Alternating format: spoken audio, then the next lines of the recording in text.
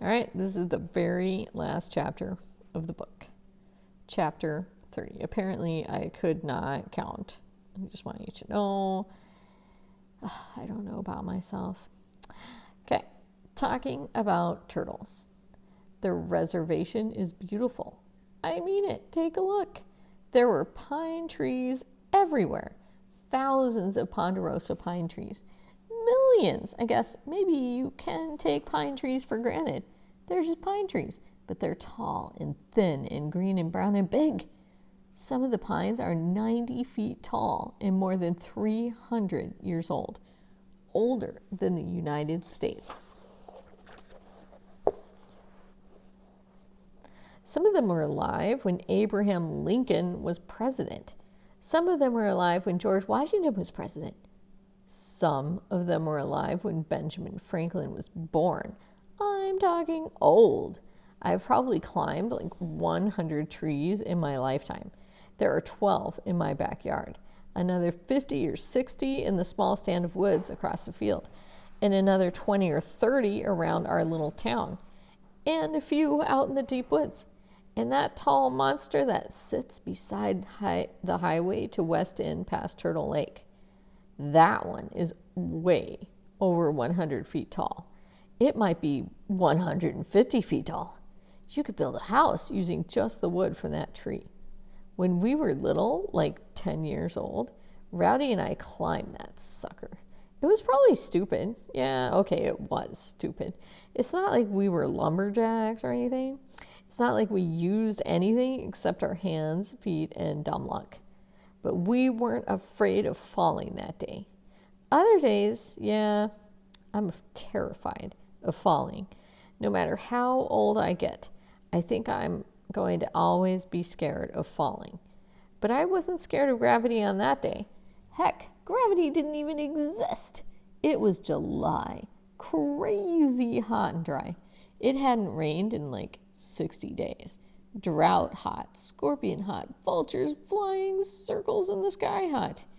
Mostly Rowdy and I just sat in my basement room, which was maybe 5 degrees cooler than the rest of the house, and read books and watched TV and played video games. Feels like that's too close. Okay, there we go. Mostly Rowdy and I just sat still and dreamed of air conditioning. When I get rich and famous, Rowdy said, I'm going to have a house that has an air conditioner in every room. Sears has those big air conditioners that can cool a whole house, I said. Just one machine? Rowdy asked. Yeah, you put it outside and you connect it through the air vents and stuff. Wow, how much does that cost? Like a few $1,000, I think. I'll never have that much money. You will when you play in the NBA. Yeah, but I'll probably have to play pro basketball in like Sweden or Norway or Russia or something. And I won't need air conditioning. I'll probably live in like an igloo and own reindeer or something. You're going to play for Seattle, man. Yeah, right. Rowdy didn't believe in himself. Not much. So I tried to pump him up. You're the toughest kid on the res, I said. I know, he said. You're the fastest, the strongest. And the most handsome, too. If I had a dog with a face like yours, I'd shave its ass and teach it to walk backwards. I once had a zitlet look like you.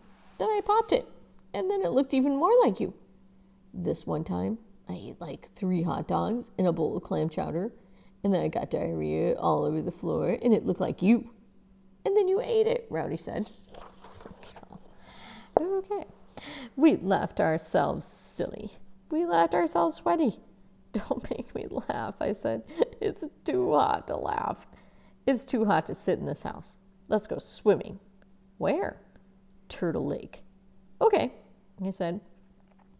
But I was scared of Turtle Lake. It was a small body of water, maybe only a mile around, maybe less. But it was deep, crazy deep. Nobody has ever been to the bottom. I'm not a very good swimmer, so I was always afraid I'd sink and drown, and they never, ever find my body. One year, these scientists came with a mini submarine and tried to find the bottom. but the lake was so silty and muddy that they couldn't see. And the nearby uranium mine made their radar sonar machines go nuts. So they couldn't see that way either. So they never made it to the bottom. The lake is round, perfectly round. So the scientists said it was probably an ancient and dormant volcano crater. Yeah, a volcano on the res. The lake was so deep because the volcano crater and tunnels and lava chutes and all that plumbing went all the way down to the center of the earth. That lake was like forever deep. There were all sorts of myths and legends surrounding the lake. I mean, we're Indians and we like to make up shit about lakes, you know.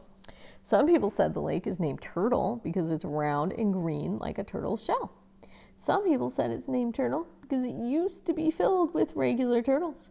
Some people said it's named Turtle because it used to be the home to this giant snapping turtle that ate Indians. A Jurassic turtle, a Steven Spielberg turtle, a King Kong versus the giant reservation turtle. Sorry, gotta get drunk. All right, back to action. I didn't exactly believe in the giant turtle myth. I was too old and smart for that. But I'm still an Indian, and we like to be scared. I don't know what it is about us, but we love ghosts. We love monsters. But I was really scared of this other story about Turtle Lake. My dad told me the story. This story is funny. I like it. When he was a kid, he watched a horse drown in Turtle Lake and disappear. Some of the others say it was a giant turtle that grabbed the horse, Dad said, but they're lying. They were just being silly. That horse was just stupid. It was so stupid we named it Stupid Horse.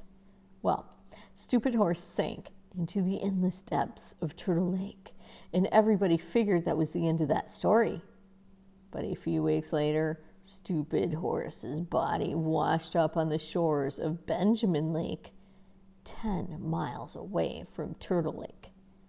Everybody just figured some joker had found the body and moved it, Dad said, to scare people.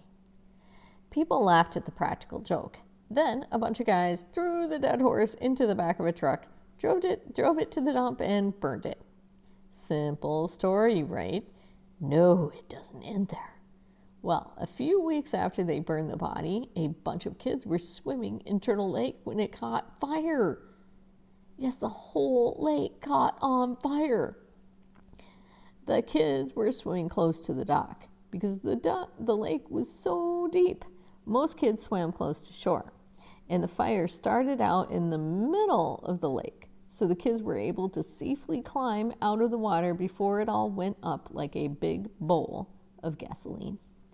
It burned for a few hours, Dad said. Burned hot and fast. And then it went out. Just like that.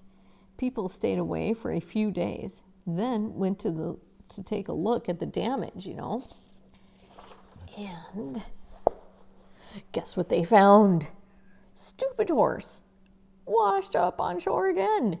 Despite being burned at the dump and burned again in the lake fire, Stupid Horse was untouched.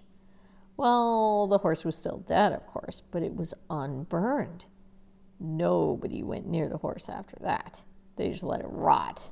But it took a long time, too long. For weeks, the dead body just lay there. Didn't go bad or anything. Didn't stink. The bugs and animals stayed away. Only after a few weeks did Stupid Horse finally let go.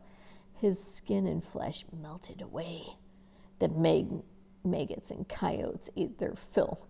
Then the horse was just bones.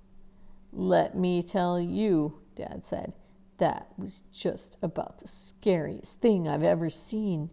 That horse skeleton lying there, it was freaky. And after a few more weeks, the skeleton collapsed into a pile of bones. And the water and the wind dragged them away. Hey, you. Rainy, zip it. Dumb dog. I don't know what to say about that dog. And it was a freaky story. I'm going to throw something at her. Maybe a sweet potato. You want to see her? There she is. Hey, you. Rainy, be quiet. so tough. I feel tough right now. Oh, all right, back to scary horse. Did something happen? My phone got messed up. Hold on. Oh no, it really got messed up. Sorry. Oh, now I'm losing my page. Stop. There we go. All right. Nobody swam in Turtle Lake for 10, 11 years, Dad said. Me, I don't think anybody should be swimming in there now, but people forget. They forget that lakes can catch on fire. They forget that dead horses can magically vanish and reappear. I mean, geez, we Indians are just weird. So anyway, on that hot summer day, Rowdy and I walked the 5 miles from my house to Turtle Lake. All the way, I thought about fire and horses. But I wasn't going to tell Rowdy about that. He would have just called me a wuss or a pussy. He would have just said it was kid stuff. He would have just said it was a hot day that needed a cold lake. As we walked, I saw that monster pine ahead of us. It was so tall and green and beautiful. It was the only reservation skyscraper, you know. I love that tree, I said. That's because you're a tree fag, Rowdy said. I am not. Oh my God, I just can't read this part. All right. Rowdy laughed. I love to make him laugh. Hey, he said, you know what we should do? I hated when Rowdy asked that particular question. It meant we were about to do something dangerous. What should we do? I asked. We should climb that monster. That tree? No, we should climb your big head, he said. Of course, I'm talking about that tree. The biggest tree on the res. It wasn't really open to debate. I had to climb the tree. Rowdy knew I had to climb the tree with... Oh, God, so sorry. I knew I had to climb the tree with him. I couldn't back down. That wasn't how our friendship worked. We're probably going to die, I said. Probably, Rowdy said. So we walked over to the tree and looked up. It was way tall. I got dizzy. You first, Rowdy said. I spit on my hands, rubbed them together, and reached up for the first branch. I pulled myself up to the next branch, and then the next, and the next, and the next. Rowdy followed me. Branch by branch, Rowdy and I climbed toward the top of the tree to the bottom of the sky. Near the top, the branches got thinner and thinner. I wondered if they'd support our weight. I kept expecting one of them to snap and send me plummeting to my death. But it didn't happen. The branches would not break. Rowdy and I climbed and climbed and climbed. We made it to the top, well, almost to the top. Even Rowdy was too scared to step on the thinnest branches. So we made it within 10 feet of the top. Not the summit, but close enough to call it the summit. We clung tightly to the tree as it swung in the breeze. Okay, that's the trash thing. I was scared, sure. Terrified, but it was also fun, you know. We were more than 100 feet in the air. From our vantage point, we could see for miles. We could see from... Shut up, you dumb dog. Whatever. Oh, I just lost my place. We could see from one end of the reservation to the other. We could see our entire world. And our entire world at that moment was green and golden and perfect. Wow, I said. It's pretty, Rowdy said. I've never seen anything so pretty. It was the only time I'd ever heard him talk like that. We stayed in the top of the tree for an hour or two. We didn't want to leave. I thought maybe we'd stay up there and die. That maybe 200 years later, scientists would find 2 boy skeletons stuck in the top of that tree. But Rowdy broke the smell. He farted. A greasy one, a greasy, smelly one that sounded like it was half solid. Jeez, I said, I think you just killed the tree. We laughed. And then we climbed down. I don't know if anybody else has ever climbed that tree. I look at it now, years later, and I can't believe we did it. And I can't believe I survived my first year at Reardon. After the last day of school ended, I didn't do much. It was summer. I wasn't supposed to do anything. I mostly sat in my room and read comics. Shut up.